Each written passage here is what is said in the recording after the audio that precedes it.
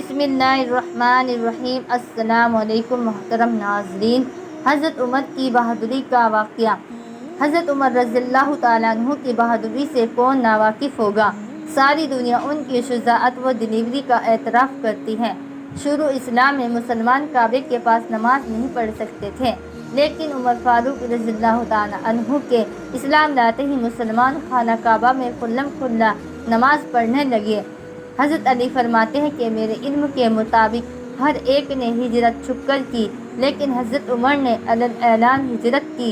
जब उन्होंने हिजरत का इरादा फरमाया तो अपनी तलवार गले में लटकाई और अपनी कमान कंधे पर डाली और बहुत सारे तीर हाथ में लेकर बैतुल्लाह के पास आए और इत्मीनान से तवाफ़ किया और फिर मकाम इब्राहिम के पास जाकर 2 रकात नमाज पढ़ी।